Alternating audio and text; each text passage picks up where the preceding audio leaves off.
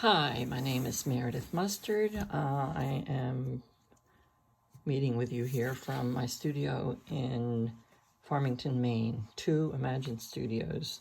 You can find us on Instagram and YouTube. Well, YouTube, I think it's under my name, Meredith Mustard. But there are lots of videos. There's one that talks a little bit about the ways that I print on fabric, which is preparation for this one, so look for that. One of the things I didn't mention was the fabric. I print on 100% cotton fabric. I've washed it, I've ironed it, and at the end I press it again with heat, with a very hot iron, and to set the colors. Now this is a piece that, this is about how big it is, how many inches? 40 inches across and about 3 feet long. I don't know, 4 feet, 3.5 feet. This is a manageable size. If it gets too big, I find that it's difficult to work with. So this one already has some printing on it, and I'm just going to go over that because I like to do layers. One of the things I'm seeing here is there's a bubble under my plate. There you go.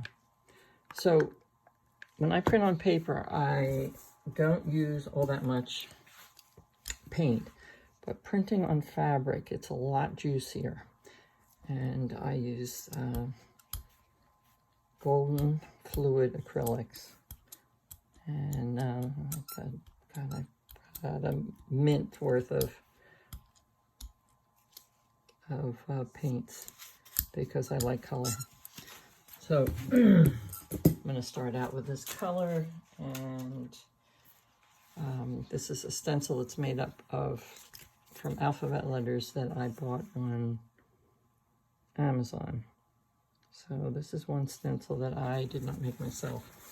And I'm going to print over something that already exists here. I'm not real particular about where it ends up.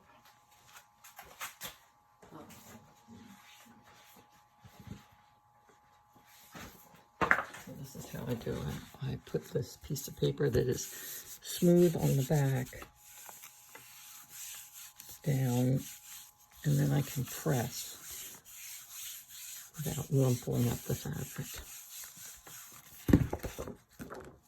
Now when there's shapes like that, I often go back with my hands because that presses the fabric into the stencil. Well, here's what we're getting. This is what came with that. And then the next thing that I will do is I'll use the Baron and just a wipe off sheet to make sure I've taken all the extra color out of the letters, because when I'm done with that, I pull this up and I'll have that other side, you know, the other impression that you get. That I will also print. Doing the same thing. Well, these pages are calendar pages. We made a larger printing of these calendars than we needed, and so now I print on them and I use them in all different kinds of ways. Okay, that's it. And that's what that side will do. So I've got these two right side by side. So that's one way of printing. Okay, now here's another one. This is just a simple mask. Now I'm not going to clean the plate because I kind of like it when the colors start mixing a little bit. You have to pay attention to what colors you're putting together so you don't end up with mud. But I happen to know that pink and yellow, they get mixed a little bit. They're fun. All right, so I get it pretty even. I'll put this hand on here. And I am going to print it over top of another portion of this that has a checkerboard pattern from another printing time. And I'll just say, let's see. Now I'm printing on white here, which you can sort of see through, so it makes it easier to position. But I didn't really worry about it. I'm really into random, and stuff happens. If I really don't like it, I'll go over it with another layer with something else, and each layer then does something else. So there it is. Not too exciting, kind of funky. I'll probably at some point cover that up. Let's see, I'm going to clean that off. Oh, here's something fun. So I have all these roll-off sheets. And it says this color on the side, but the other side, I was printing something that was black. Now that, I think, is really fun. So all the cleanup sheets that I get as I'm working, I keep. They're good for making books. They're good for collage. All of it. I have just mountains of this stuff. Oh, it's a little fun. Okay, now we got a yellow hand. What are we going to do with that? And I just stick it on here. Whatever. Let's see, I think I want to go the other direction. And I'm going to put it right in the middle of something. And once again,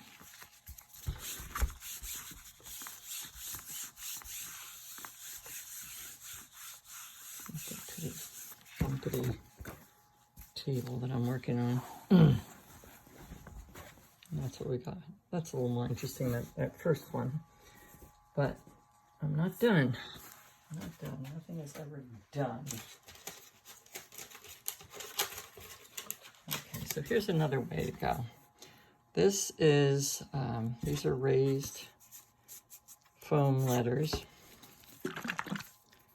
So I'm going to put another color on here. Let's see what we get. There are two ways of doing this. I'll show you both ways. So this is pretty inky, painty. And I'm going to use this as a stamp. I'm going to put it down here.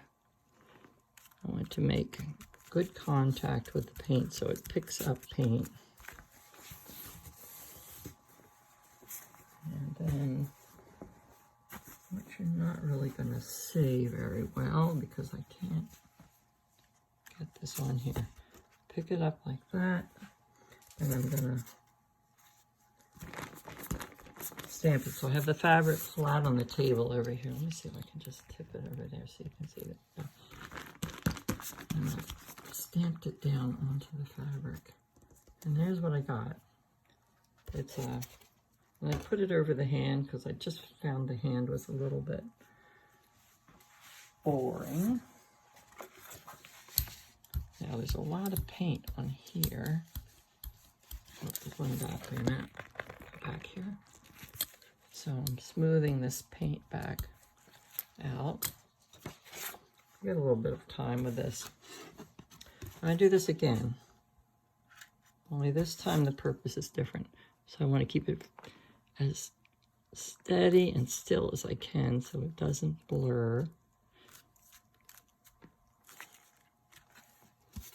You see that has picked up some paint off the plate. And I'm just going to print that. Let's see where I'll print that. I'll print it on a later spot. Put this down and use the ballon again.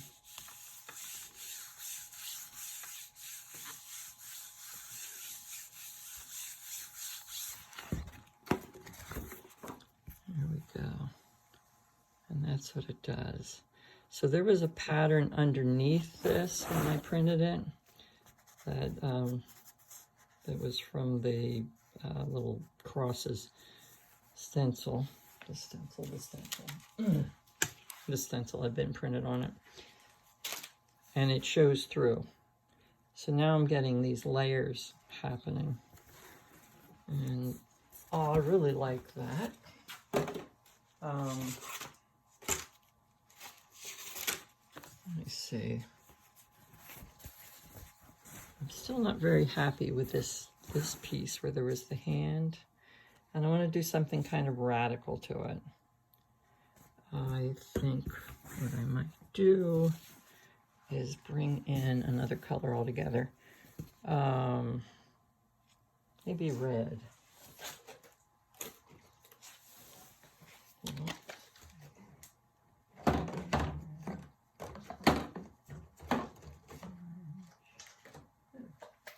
Let's do this. Primary magenta. Now once again, I don't know exactly what it's going to do on here.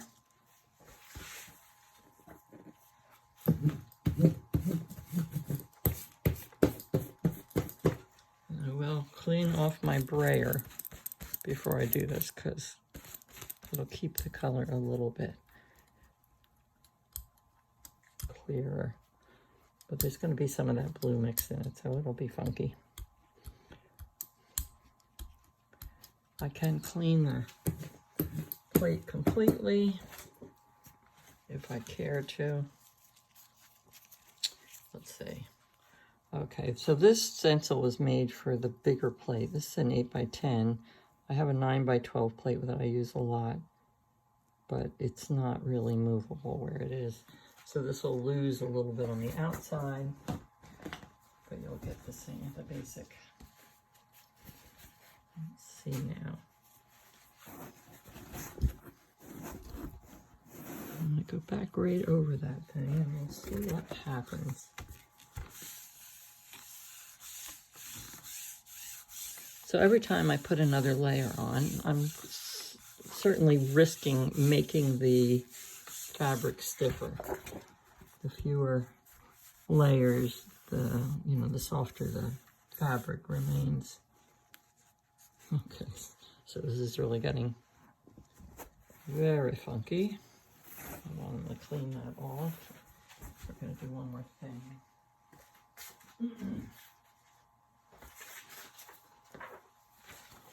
All right.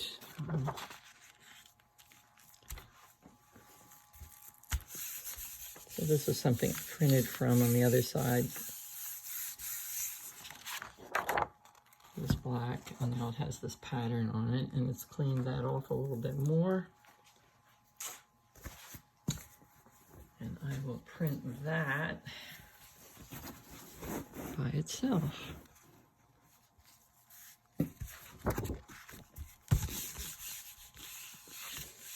I do a lot of printing on black fabric, which is really dramatic.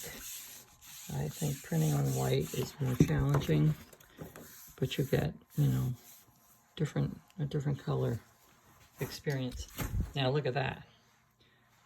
Well, where before it was like, pretty clunky, here it just has such a lovely soft look to it. But I'm not done with this. And what I may do is put one single color over this just to calm it down. And this is where you get to sort of figure out colors, what works together, what doesn't. And I have done so much work with colors that I'm fairly successful, but I also am a risk taker. So I'll try something and be just have a terrible failure too. But some of those risk times when I try a really unusual color combination, I get something just gorgeous. And so it's always worth the risk. Okay, I'm going to try one more thing on this. See if I can save it. by putting a solid color over it, which is a fairly transparent color actually, so things will definitely show through. So that's what it does. And I mean, I certainly like it much better. Then there's one more thing you can do when you have something that is really funky. I keep a bunch of string, which now has a lot of paint on it, string and thread. And so I could take this and use, let's see, what's going to be a good thing to put over that? Okay. I'm going to go with something really dark. And this might be a little bit too much, but this is turquoise, which is really a gorgeous color.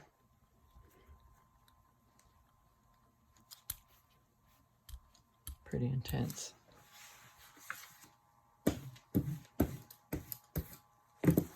And I'm just going to throw some string on it. I'm going to put this down. It's going to obliterate most of what's there. It's very three-dimensional. I put this down and I really press because I want the fabric to go down and make contact with the plate wherever it can. And this is a very iffy thing. You just never know what you're going to get when you do the string. I've gotten some really gorgeous stuff, and some of it ends up being really kind of tacky looking.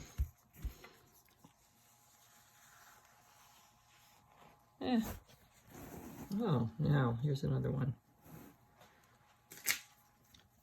All right, so there's the plate that still has paint on it. I'm going to print that, and then I'll show you both of them next to each other.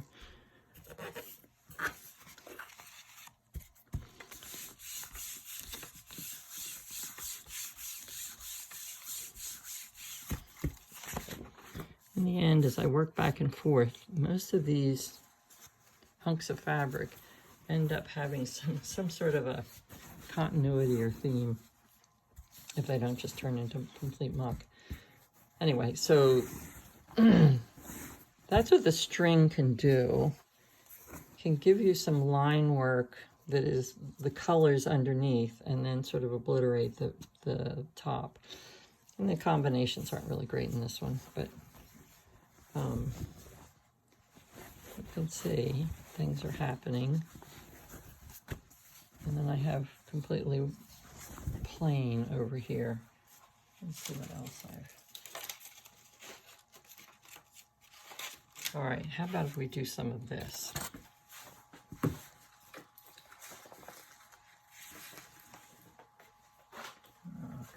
just taking a little bit of... I'm going to lay my fabric flat out on the table. And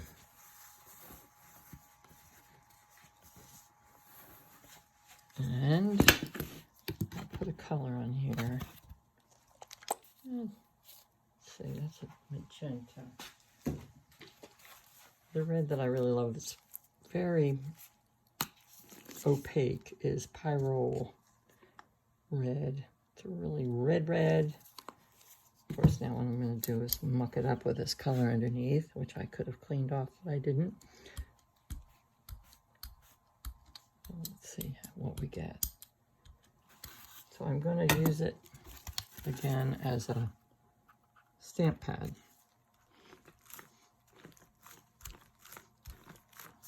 Make contact everywhere. I'm going to tilt this over so you can see the fabric. And I'm going to print this. Let's see, I'll print it here.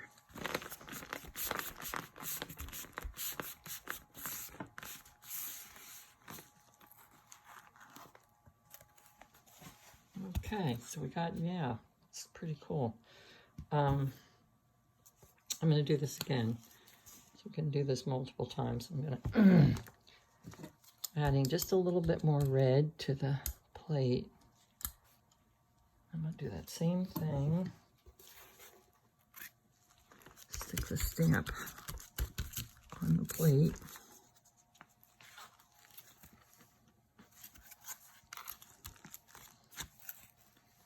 And let's see, I'm going to go up here.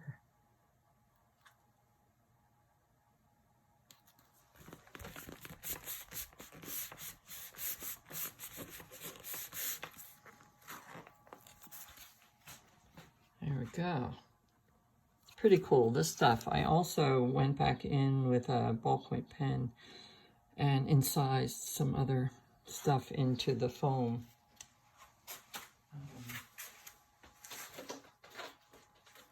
Let me see, I have another piece of this here. Okay, so this was random. This one, I just cut shapes out, whatever. And I really love what it does. So I'll do this one too. Maybe instead of doing it as a print, we'll do it as a impression on the plate. Ugh, nope, that did not work. Here, you can see this. So, here's that. I'm going to do, I have to be really careful when I do this part that it doesn't move, because if it moves, it smears the impression. So there it is. I'm going to put the fabric. This is a really funny piece of fabric now.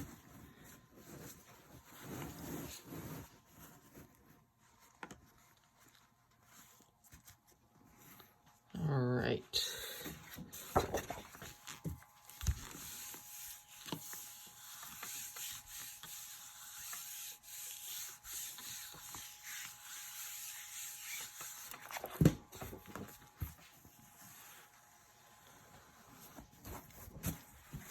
There you go. It's just pretty fun. And this works really nicely as a repeat. If I repeat it, it starts making a really cool pattern. Now, one more thing.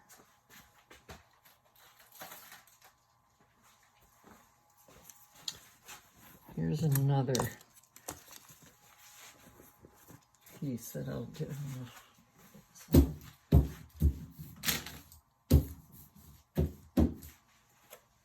I'm really pretty careful about rolling off my brayer in between colors, even though I'm not all that careful about the plate. One way to clean the plate, and I will do that now, because I'd like to go to a clean color. I'm going to put not a real thick coat of this other color. And I'm just going to use it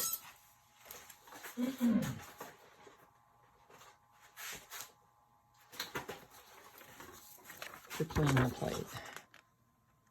There we go.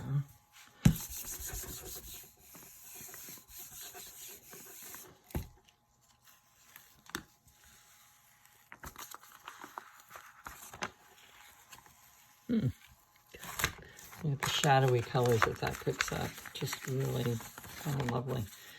So normally I will put that on a fairly decent piece of paper so that I can maybe use it again. Now I'm going to obliterate something that I've done. And I'm going to do it, try it with white. And you can see the sprayer's not completely clean and the plate's not completely clean, but it's all good. It's okay with me.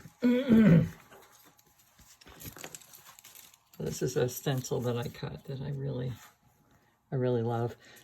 I keep putting the paint on the back because the front picked up such beautiful paint from one of the times I used it. So there we go. And what I'm looking at again is this, which I'm not too happy with. and hoping that somehow this white zigzag will transform it. Maybe it will, and maybe it won't.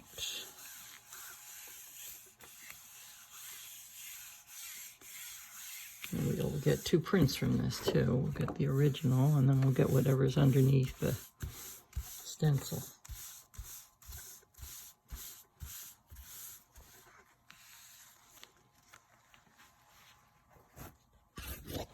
So that's what it looks like. Definitely improvement. Not perfect, but... And then I'm going to clean this off a little bit more.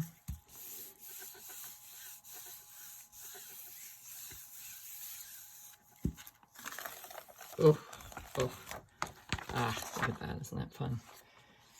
And I've got another zigzag that I can put. And put it on that other piece that was right next to it. Let's see how that goes.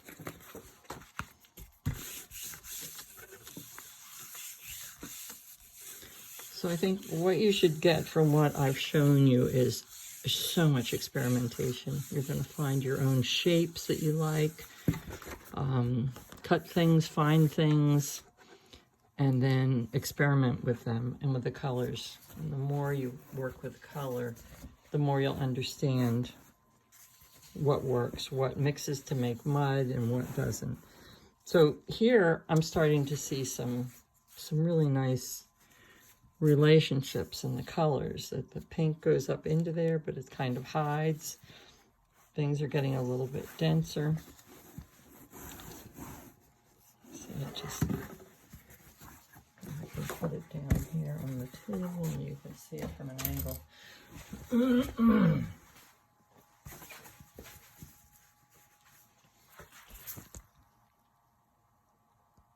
Kind of how it's looking. And anyway, I'll keep posting things, so stay tuned. Again, this is Meredith Mustard from 2 Imagine Studios in Farmington, Maine. We're going to have a big show that's getting hung at the end of next week at the University Art Gallery here in Farmington, and it will have a bunch of, probably about 8 garments, wearable art garments made from the fabrics that I've printed. That's my art partner, Judy Tollefson, is doing that. Very intuitive, creative. She's responding to the fabrics and making them into things that are pretty wonderful. But, you know, check out the posts online, and we're on Facebook and Instagram, and I will see you later. Thanks for coming aboard.